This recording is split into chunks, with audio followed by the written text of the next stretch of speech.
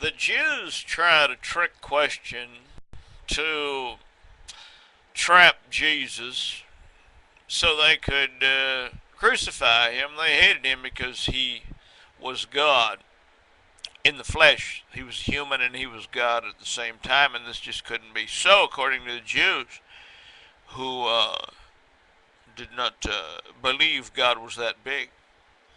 So they came up with the question, Jesus, should we pay taxes to the government or to the church?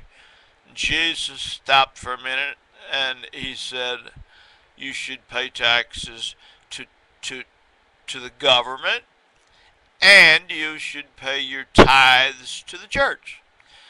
You're big enough to do two things at the same time without causing division and conflict.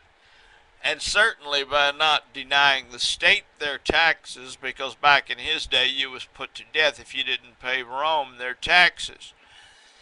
And so, did Jesus do this, say this in this manner, as a way to separate church from state? Or did he do this as a means to unite church with the state, to become one, much like the Catholics did?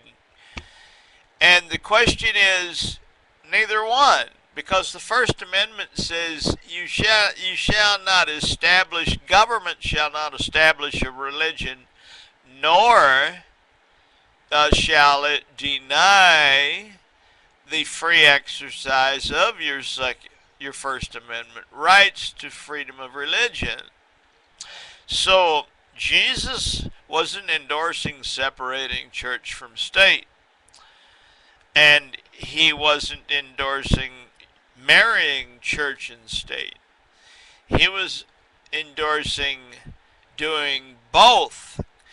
And that is why our First Amendment to the Constitution says we can do both regarding religion. At the same time, we can marry church with state as one in certain circumstances, and we can separate church and state also in certain circumstances. So God does both. You'll find there's never any contradictions or lack of fullness and sufficiency in Jesus Christ.